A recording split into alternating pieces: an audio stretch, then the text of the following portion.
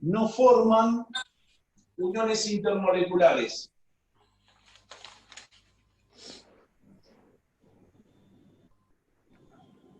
Y vamos a arrancar con la primera. La primera que vamos a ver va a ser fuerzas de London. Fuerzas de London.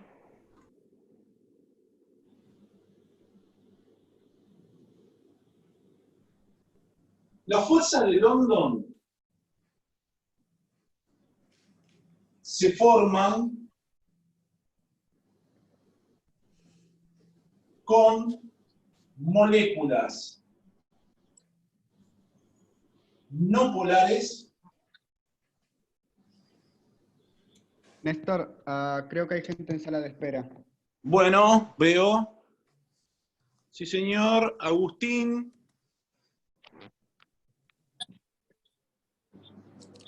Néstor, no entendí eso. O sea, vos dijiste, las uniones intermoleculares forman moléculas. Se forman, forman moléculas, te lo dice la palabra. Intermoleculares forman Claro. moléculas. Y la fuerza Entonces, de London es un ejemplo de una... es un ejemplo de uniones intermoleculares. Las fuerzas de London son un ejemplo de fuerzas de uniones intermoleculares. Se forman con moléculas no polares siempre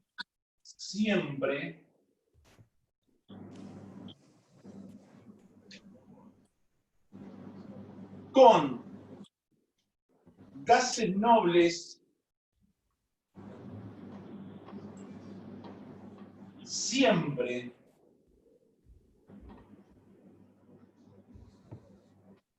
y en estado líquido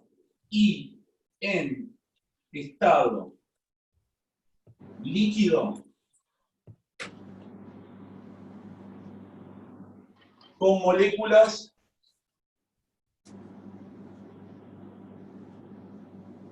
polares.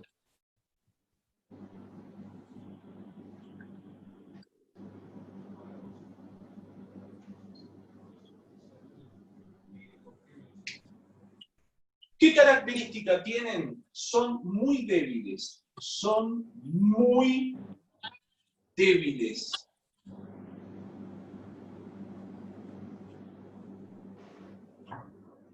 Coma. En consecuencia,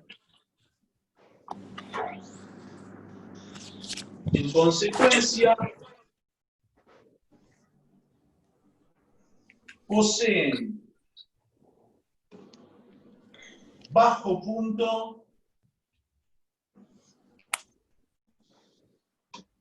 punto de fusión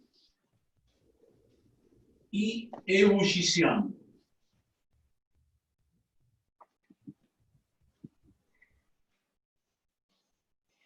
¿Qué quiero decir yo con esto? Que si yo tengo moléculas que forman fuerzas de London, son tan débiles que al darle un poquitito de energía, se rompe el enlace entre las fuerzas de London, se rompe y pasan al siguiente estado de la materia.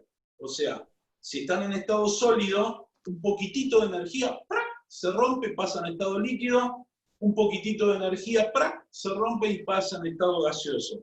Si no hay que darle mucha energía, por lo tanto, al darle poca energía, la temperatura de ebullición y de fusión es muy bajo. ¿Está?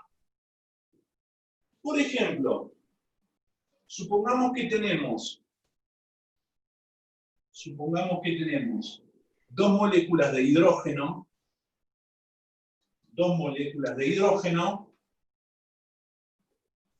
la unión que va a haber entre ellas,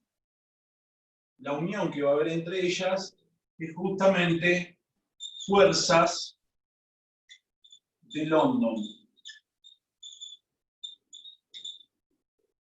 Obviamente que la unión que hay entre los átomos es una unión covalente. Entonces, entre los átomos de la molécula hay una unión interatómica, que es la unión covalente. Pero entre las moléculas hay una unión intermolecular que es la fuerza Néstor, del London. creo que Sí. sigue habiendo gente en sala de espera. Que entren.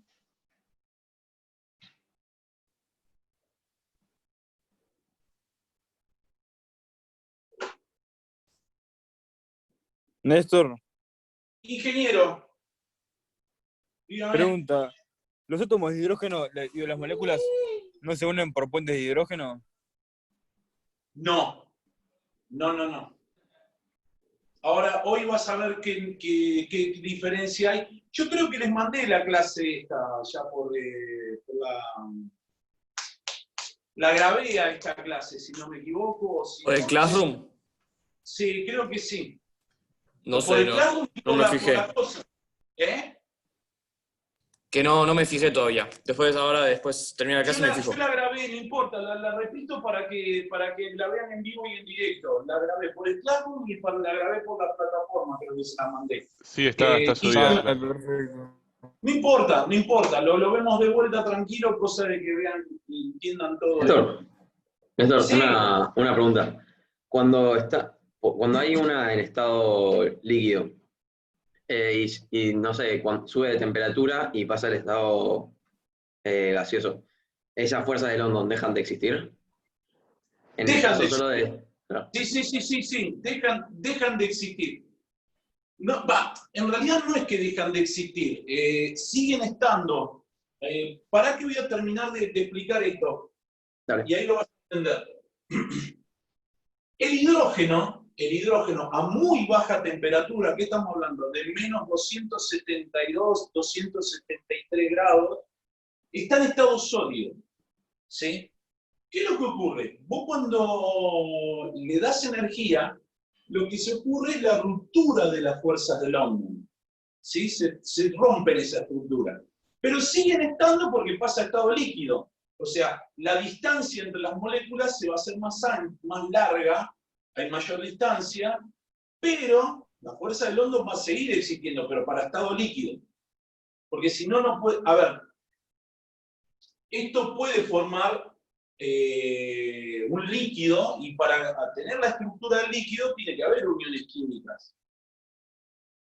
Tanto interatómicas como intermoleculares. Las fuerzas de London van a seguir existiendo, pero con menos fuerza. Si le doy un poco más de calor, esto va a seguir pasando a estado gaseoso. Pero ahora, las moléculas de hidrógeno, por ejemplo, las tenemos en el aire. Si hay moléculas de hidrógeno en el aire y forman una nube gaseosa, o a tener gas hidrógeno, tiene que existir una unión. Esa unión se va a llamar fuerza de London. Lo que pasa es que se van haciendo cada vez más débil dependiendo del pasaje de estado que vos vas haciendo. ¿Se entiende? ¿Sí? Eso sigue existiendo. Solamente las tienen London, pura, digamos, pura en cualquier estado de la materia, las moléculas no polares. Y los gases nobles. Por ejemplo, si vos tenés en un recipiente tenés argón, ¿sí? Forma una nube gaseosa. No es que tenés los átomos de neón todos separados, de argón, perdón, todos separados. No, están formando una estructura gaseosa que le da la forma del gas, digamos, porque el gas no tiene forma, le da la forma, la estructura al gas a nivel atómico, y esas uniones son fuerzas de London. ¿Está? Eso es lo que te mantiene unido la fuerza de London. Yo en el video que les pasé, aparte les expliqué lo que se llama el dipolo inducido.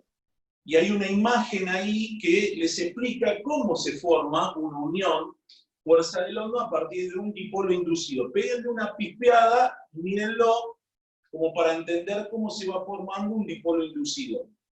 Obviamente que en la guía que les voy a mandar después de las vacaciones sobre estos temas, una guía sobre esto, que por ahí hago un par de preguntitas teóricas como para que ustedes me respondan y después vamos a los ejercicios, ¿se entiende?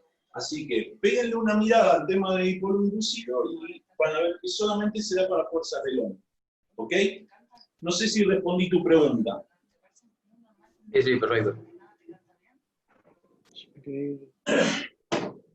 Perdón, un segundo. Lucas Giglio, ¿estás ahí? Sí, perdón, estaba muteado. Ingeniero, no me dejaste responderte la pregunta.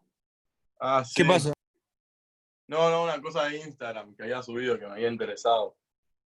Bueno, mandame un mensajito que te la respondo. Dale. Ok, dale. Sí. Perfecto, perfecto. Bien. Muy bien. Entonces, tenemos las primeras, son las fuerzas de London, que las forman moléculas no polares, gases nobles, y en estado líquido, las moléculas polares. En este último caso, yo voy a aclarar qué tipo, si en estado líquido, qué tipo de uniones intermoleculares tienen. ¿Está? En este último caso. Porque si no me van a poner qué fuerza, qué molécula forma fuerza de London en estado gaseoso, y me van a enchufar las moléculas polares y ahí no cae el tema de fuerza de London. Solamente ocurre con moléculas no polares en estado gaseoso. ¿Está? Eso lo tengo que aclarar yo en el ejercicio. Vamos a las segundas. Estoy grabando la clase, así que quédense tranquilos si no llegan a copiar todo.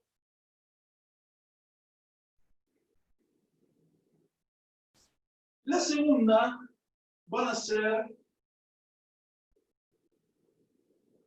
las fuerzas dipolo-dipolo.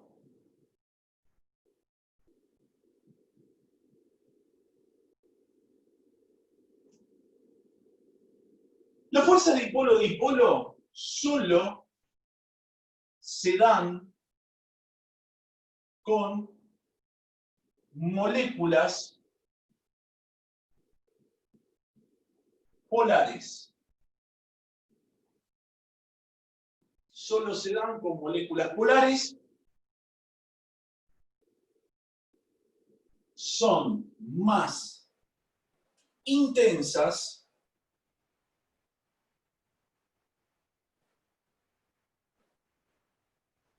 que las fuerzas de London.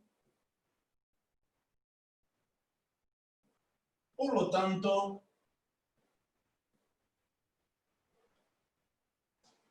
tienen mayor temperatura de ebullición y fusión que estas.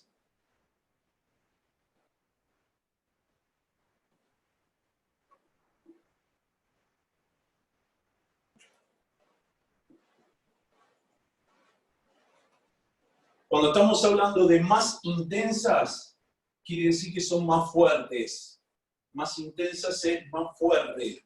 Por lo tanto, para poder pasar al siguiente estado de la materia, a las de London le doy un poquitito de energía y se separan. A las de dipolo-dipolo tengo que darle un poco más de energía y por lo tanto va a tener mayor temperatura de fusión, mayor temperatura de ebullición. Néstor, Sí. ¿puede ser que al ser polares tengan mayor fuerza de atracción, o sea, por el hecho de ser polares? Sí, señor, porque forman un dipolo. De hecho, si ven el videíto, estas de acá forman dipolos permanentes.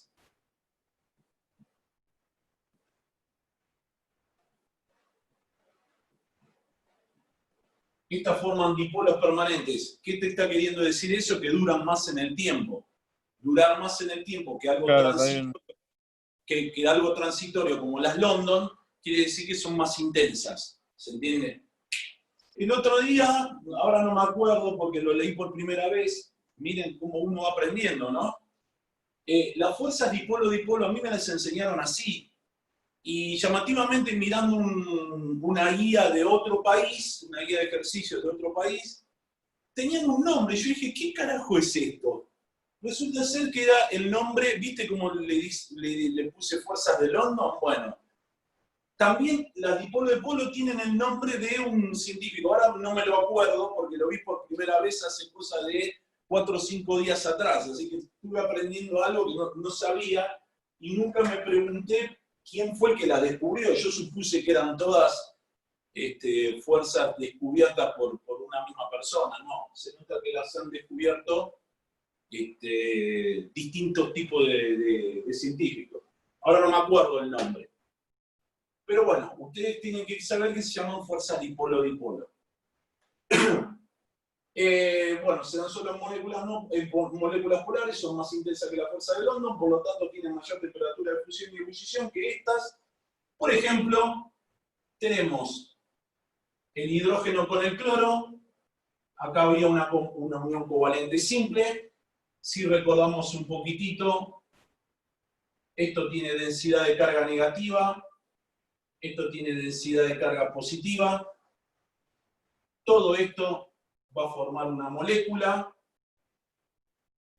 De este lado vamos a tener otro hidrógeno con otro cloro, densidad de carga negativa, perdón, positiva, densidad de carga negativa. Todo esto va a formar una molécula. Lo negativo se va a acercar a lo positivo y va a terminar formando una unión entre medio. Obviamente que la unión entre el hidrógeno y el cloro es covalente. ¿Por qué? Porque es una unión interatómica, entre átomos. Y la unión que hay entre las moléculas es la dipolo-dipolo.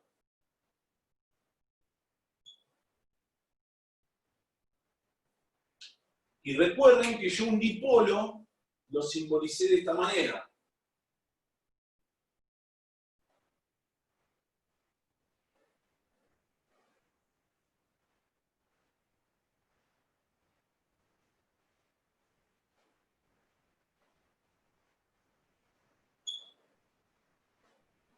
¿Sí? Lo hemos simbolizado de esa manera. Por lo tanto, está la unión dipolo-dipolo.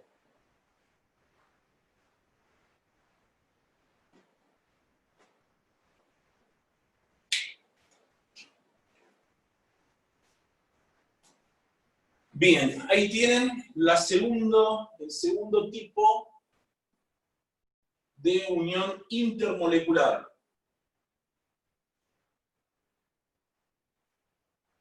Si quieren, sáquenle una fotito, si no, quédense tranquilos que esto va a estar grabado, así que lo van a poder ver para completar. Así vamos a la tercera y última unión intermolecular.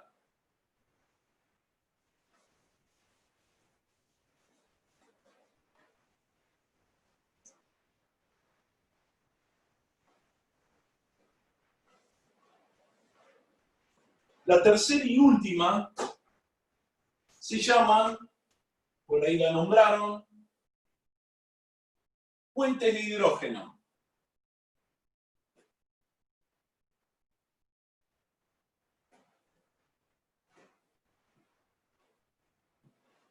Puentes de hidrógeno. Las uniones puente de hidrógeno son un caso especial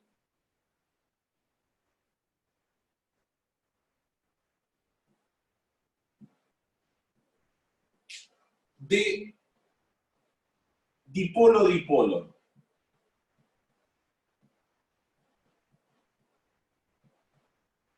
Bueno, entonces, en primera instancia, las puentes de hidrógeno son dipolo-dipolo. Por lo tanto, se van a dar entre moléculas polares. ¿Sí? Se dan cuando el flúor, el nitrógeno, el oxígeno están unidos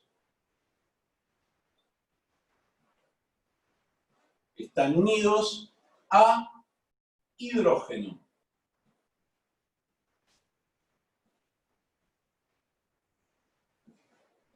solamente se puede dar si el hidrógeno está unido al flúor, si el hidrógeno está unido al nitrógeno, si el hidrógeno está unido al oxígeno. Si no, son dipolo-dipolo. ¿Está? Puro dipolo-dipolo. Si están hidrógeno con flúor, hidrógeno con nitrógeno, hidrógeno con oxígeno, son puentes de hidrógeno. Ahora, son puentes de hidrógeno, pero también son dipolo-dipolo. Y si están en estado líquido, son London, dipolo-dipolo y puente de hidrógeno. ¿Se entiende? Si están en estado líquido, son las tres. London, dipolo-dipolo y puente de hidrógeno. Las tres son. Si no tienen ni flúor, ni nitrógeno, ni oxígeno, y están unidos con el hidrógeno, como el caso anterior, son dipolo-dipolo. No son puente de hidrógeno. ¿Ok? Son más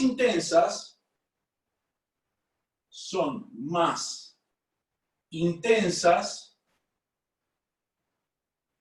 que las dipolo-dipolo y las London. Son más intensas que las dipolo-dipolo y las London, por lo tanto,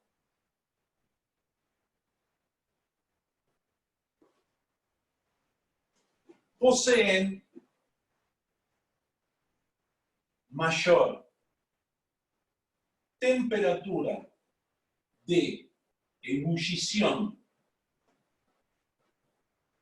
y fusión que las anteriores.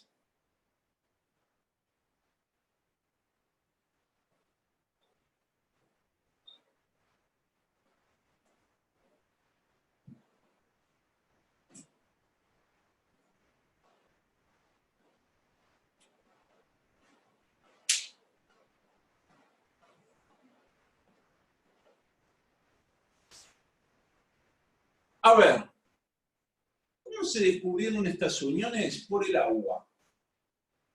¿Por qué? Porque si ustedes van a la tabla periódica,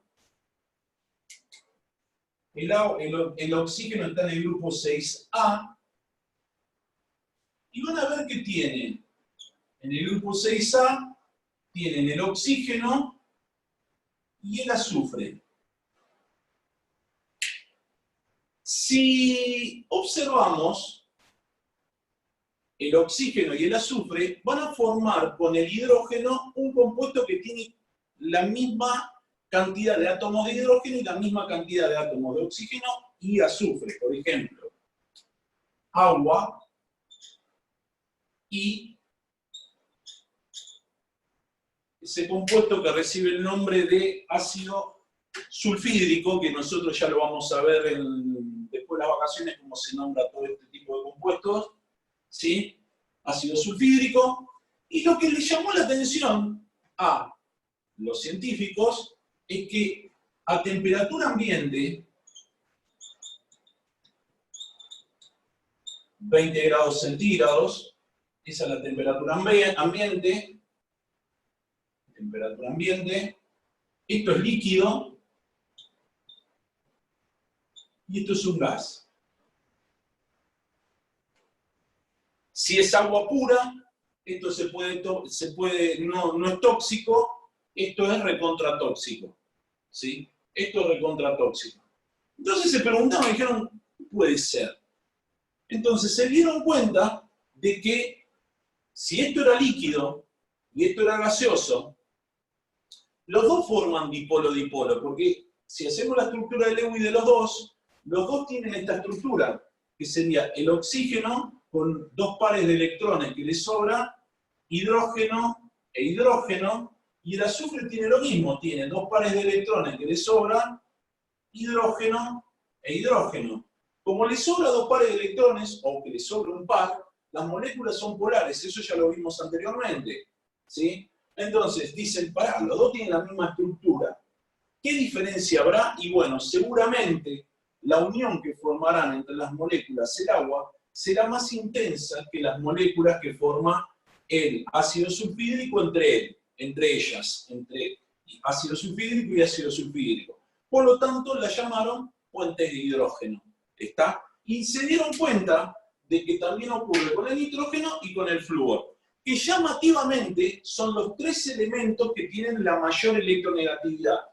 4, 3,5 y este creo que es 3,3 o 3,2. Son los que más electronegatividad tienen, ¿sí? Por lo tanto, tienen mayor polaridad hacia los átomos, esos tres átomos. Por lo tanto, tienen mayor intensidad, mayor polaridad, mayor intensidad, por lo tanto, forman puente de hidrógeno. ¿Está? A ver, ¿cómo sería la cosa? Si yo tengo dos moléculas de agua,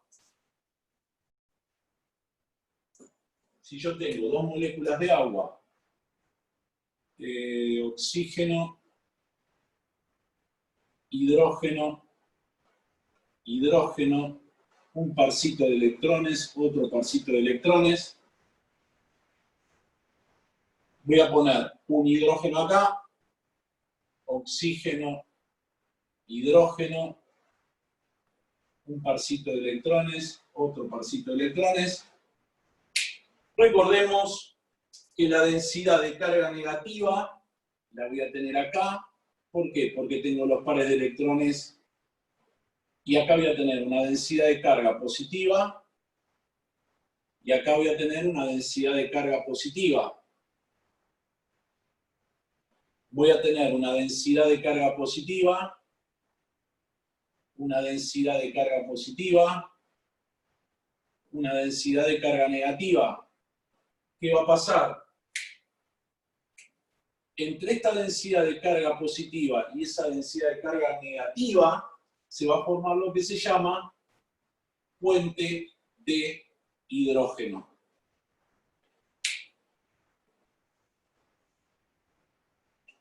¿Sí?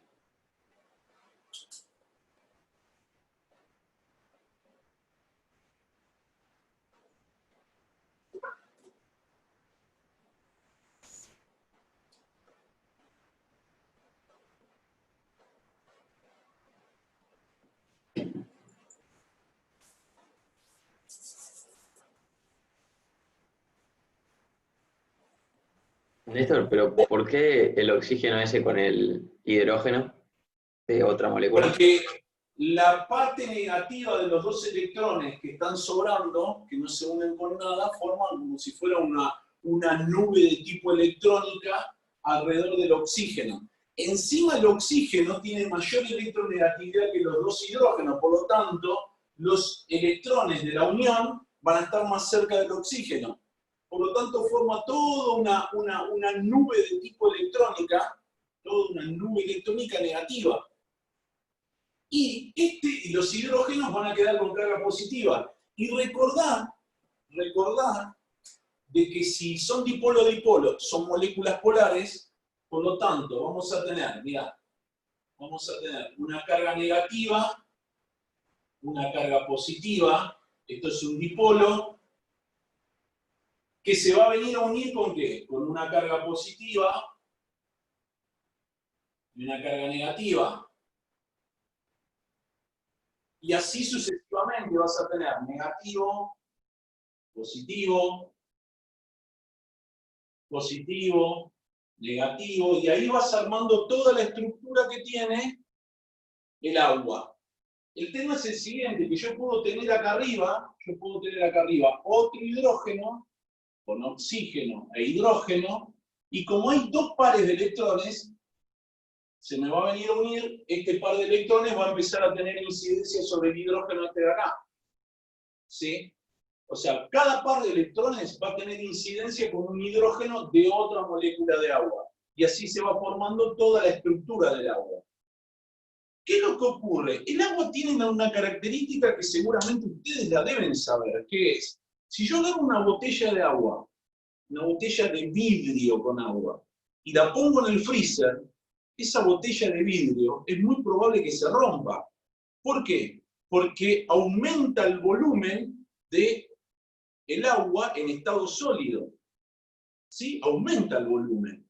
Por lo tanto, ¡prac!, rompe el vidrio, o si fuera una botella de plástico, la botella de plástico se infla. ¿Saben por qué es eso? Porque el agua, después lo vamos a ver cuando veamos TREPEP, que es el último tema de uniones, van a ver que el agua en estado líquido tiene esta forma.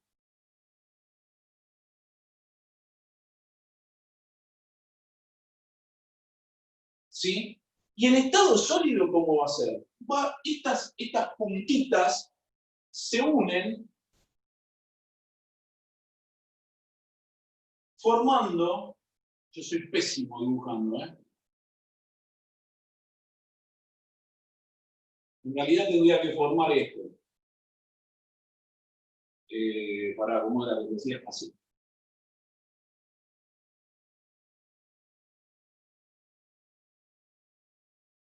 Cada puntita, cada puntita es una molécula de agua. Cada puntita es una molécula de agua. Y si vos ves, esto va a tener mayor tamaño que el agua líquida, por lo tanto va a tener mayor volumen. Eso solamente ocurre con el agua. De hecho, el estado sólido del agua, la densidad es más chica que la densidad del agua líquida. Por eso es que el hielo flota sobre el agua. Menos mal. Porque si no, si fuera al revés, si tuvieran la misma densidad el agua y el hielo, se transformaría. El agua fría se transformaría en hielo si está por debajo de 0 grados. ¿Sí? O sea que un lago se congelaría, el océano se congelaría, todo se congelaría. Entonces, el agua tiene la característica de los puentes de hidrógeno que permite esas anomalías con respecto a todo el resto de los compuestos de la naturaleza. ¿Está?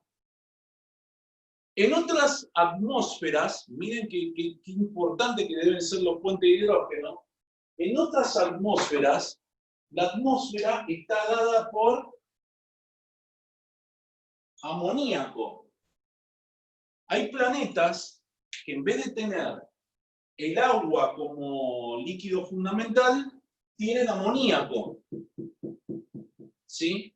Y hay otras, pero ya estas no polar, que tienen metano líquido, como formando mayoría de la atmósfera. Planetas de nuestro sistema solar estoy hablando, ¿no? Así que, llamativamente este compuesto es un hidrocarburo, o sea, forma parte del petróleo. Hay planetas, muchos planetas, calculo que todos, no me acuerdo si es Saturno o Júpiter, no me acuerdo cuál de los dos es, que dicen que la atmósfera, adentro, en vez de haber un océano de agua, hay un océano de metano. Y a ustedes le dijeron, seguramente desde primer grado, que la nafta se saca del petróleo. Y que el petróleo se formó por la descomposición de los dinosaurios. Ahora, mi pregunta sería, si esto es así, ¿cómo puede ser que haya metano e hidrocarburos en otros planetas? Quiere decir que tuvo que haber dinosaurios en otros planetas. Pero no es así. Entonces, ¿realmente el petróleo se formó a partir de la descomposición de los dinosaurios? Yo te voy a responder que no. No fue así. El petróleo es una sustancia, una mezcla, porque es una Es medio mezcla. de aliens. ¿Eh? El petróleo es medio de aliens. No, no es de aliens, tampoco. Escuchate esta. El petróleo, todos nosotros nos dijeron que es un recurso no renovable. Sin embargo, en la década del 90 o del 80, los rusos demostraron de que, rusos o soviéticos, no me acuerdo ahora qué eran, demostraron de que no es así. Por eso hay dos teorías de la formación del petróleo. Los rusos lo que son, no sé si ustedes saben, son los primeros productores mundiales de petróleo. No es Arabia Saudita, no es Venezuela, es Rusia. De hecho, Rusia le provee gas a toda Europa. El día que le cierra el chorro de gas, los europeos se cagan de frío. Es así nomás. La madre Rusia. La madre Rusia. Exactamente. Bueno, ellos tienen en el Cáucaso, que ese era el objetivo que tenía Hitler al invadir Rusia. Él quería llegar al Cáucaso porque quería llegar a los pozos petrolíferos, y en Stalingrado le hicieron una goleada, le ganaron, y por lo tanto ahí perdió la guerra, no la perdió en Normandía, la perdió en Stalingrado, muchachos. ¿Qué es lo que pasó? Stalingrad es un temón de Billy Joel. No, y Stalingrado también es un disco de Accept. Pero también es un muy buen tema. De Billy Joel. Sí, de Billy Joel, el pianista. Sí, no sabía, no lo conocía, no lo conozco el tema. Mirá vos, lo voy a buscar después. Bueno, comento esto. ¿Cómo hacen para sacar petróleo? Se encuentra, Con las digamos... máquinas de petróleo. ¿Cómo? Con las máquinas de petróleo. Con la máquina de petróleo, exactamente. Lo bombean, es como una pajita que y chupan el petróleo, lo sacan de las capas de la tierra. ¿Y qué es lo que hace? ¿Qué es lo que ocurre? Normalmente, un pozo petrolífero puede estar hasta 4 kilómetros por debajo de la corteza terrestre. ¿Qué hicieron los rusos? Los rusos llegó un momento que empezaron a agotar, supone que este pozo se vacía por completo, se sella, se cierra, y llamativamente, 20, 30 años después, se les ocurre, porque siempre debe haber algún cráneo, que dice, che, vamos a ver si hay o no hay. Llamativamente, después de 20, 30 años, empezaron a bombear de nuevo, o sea, se llenó de nuevo el pozo petrolífero, el reservorio. Se volvió a llenar, sacaron petróleo de nuevo. Entonces se preguntaron los tipos, ¿pero cómo puede ser que se haya llenado? Si supuestamente es un recurso no renovable. Entonces, ¿qué es lo que hicieron? Hicieron otro pozo petrolífero y lo llevaron a 10 kilómetros de profundidad. Y ellos se encontraron que a esa profundidad hay un océano de petróleo. Ellos se encontraron que a esa profundidad hay un océano de petróleo. Entonces empezaron a preguntar, y dijeron, ¿cómo puede ser? ¿Cómo puede ser que continuamente se estén llenando todos los pozos petrolíferos se están llenando? Y entonces se dieron cuenta de que esto de la descomposición de animales no es correcto, es incorrecto, totalmente incorrecto. El petróleo, lo que hay que preguntarse es qué función cumplen en el planeta Tierra, porque el petróleo no está al pedo porque tiene ganas de estar ahí. No, tiene una función fundamental. La misma función que tiene el aceite en el motor. ¿Qué función cumple el aceite en el motor?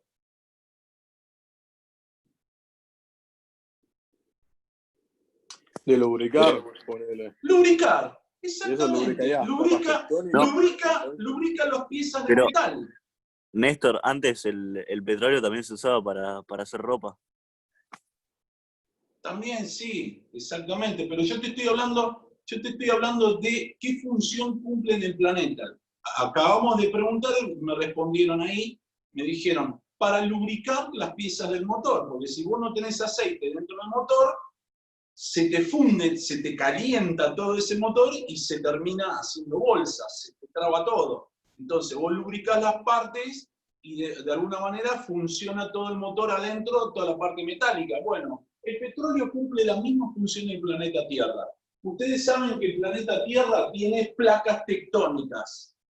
Placas tectónicas. Una placa tectónica otra placa tectónica, las placas tectónicas se mueven continuamente una sobre otra, y tiene que haber algo lubricante, y el lubricante es el petróleo. Esa es la función que cumple el petróleo en el planeta Tierra, lubricar entre capas tectónicas. El problema que tiene es el siguiente: si yo le saco el petróleo, ¿qué es lo que va a pasar? Las capas de las placas tectónicas van a empezar a tocarse una con otra, y pasa lo mismo que en el motor, pero nada más que con una gran diferencia, que si las dos placas tectónicas se tocan una entre otra, lo que va a ir generando es mayor cantidad de terremotos, porque no está eso lubricando. Y es más, si siguen yendo un poquitito más abajo, un día no van a sacar petróleo, un día van a empezar a sacar lava, ¿sí? Porque van a encontrar lo que sería la parte del magma de la Tierra, va a salir para afuera. ¿Se entiende? Entonces, lo que tienen que entender es que el petróleo no es un recurso no renovable.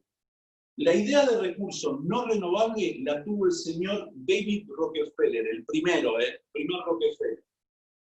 Es más, Mendeleev, el creador el que ordenó los elementos en la tabla periódica, él fue el creador de la palabra petróleo. ¿Y saben qué significa petróleo? Significa aceite de piedra. Aceite de piedra. Y la piedra no es orgánica, es inorgánica. Él lo dijo claramente: el petróleo no es orgánico, el petróleo es inorgánico. Mendeleev lo dijo. Nada más que eso lo tomó Rockefeller y dijo: no, el petróleo viene de la descomposición de los dinosaurios y es un recurso no renovable. ¿Para qué? Para poder él tener el control del precio del petróleo. Si vos le decís a la gente, este es un recurso no renovable, el petróleo lo regulan 3, 4 personas y dicen: no, bueno, en algún día se va a agotar el petróleo. No, el petróleo no se va a agotar nunca, porque resulta, y acá viene la historia, resulta de una reacción química nuclear. Una reacción nuclear es el desecho de una reacción nuclear que se produce en el núcleo de la Tierra. Y por lo tanto, como el núcleo sigue funcionando y sigue haciendo reacciones nucleares, se va formando petróleo. Así que, jóvenes, cuando ustedes le digan el petróleo se formó a partir de la descomposición de dinosaurios, están totalmente equivocados. No es así. No es así. Búsquenlo, existe, no me acuerdo cómo se llama, teoría bio no sé cuánto de petróleo, existe. Hay una página uruguaya, aunque parezca muy loco lo que digo, donde explica toda la formación del petróleo. Y ahí está que el petróleo es un recurso no renovable. ¿Alguna pregunta? No. ¿No? Bien, bueno, jóvenes. Paramos Bueno, Néstor. acá. ¿Qué? No, nada. Buenas vacaciones, Néstor. Buenas vacaciones. Lo brindo por ustedes con jugo de limonada. Chicos, que Es lo la que te iba a pasen decir. bien. Eso es limonada Clyde. Te lo dejo ahí. No es limón. Esta es Tang. Bueno, casi. La Klein no me gusta, es horrible. A mí me gusta la Tang. Bueno. Bueno, jóvenes, pásenla bien y nos vemos al regreso de las vacaciones. Dale. Chao, El Néstor. Un beso, chau, hasta luego. Chao.